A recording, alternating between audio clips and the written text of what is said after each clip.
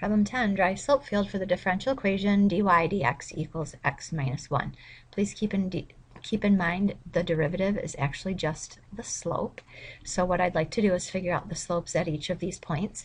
I'm going to go strictly starting with x values because the slope is dependent on just the x value. I notice that when x equals 1, the slopes will equal 0. So whenever x equals 1, I can draw lines that have slope of 0. And then I'm just going to go on either side. When x equals 2, if I plug 2 in there, 2 minus 1 is 1. So when x equals 2, my slopes will have slopes of 1. My slope fields will. When x equals 0, if I plug 0 into here, 0 minus 1 is negative 1. So I will have slopes of negative 1.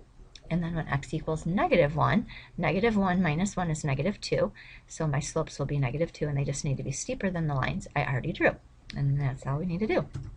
Okay, number 11, match the slope field with the equation that the slope field could represent. So on this one, we're looking for what do you see?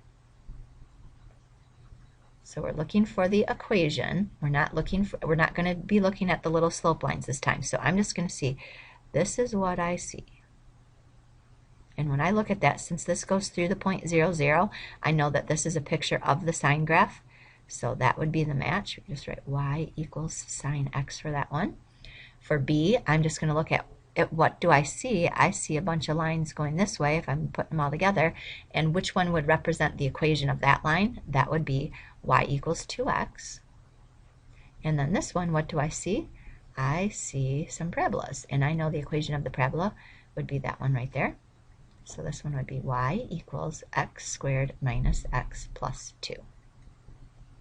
Alrighty, number 12, match the slope fields with the differential equation. So since I'm talking about a differential equation, I do need to actually look at the slopes this time.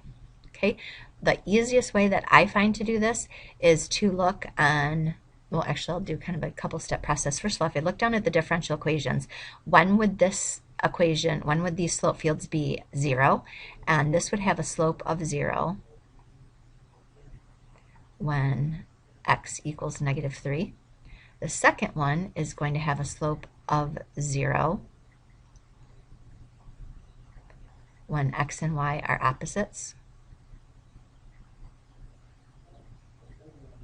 And this third one is going to have slopes of 0 when the y equals 0. Okay, so now if I go up here and I just look at choice A, I look at where are there slopes of 0, and there are slopes of 0, it looks like just right here, and that is when y equals 0. So this would have to be the match for that, so it would be dy dx equals y. On the second one, I'd look at where do I have slopes of 0? Looks like at negative 1, negative 1, 1, 1, negative 1, 2, negative 2. So that would be when the x and the y are opposites. So that would definitely relate to that second one. So dy dx equals x plus y. And then for the third one, I see slopes of 0 when x equals, I think we counted by probably halves. So it's about when x equals negative 3. And actually, I'm going to go back to this one because I'd have a slope of 0. X would have to equal negative 3 if I didn't write that. So that one would be a match for that one. So then this one I'm going to have dy dx equals x plus 3. And there we have it.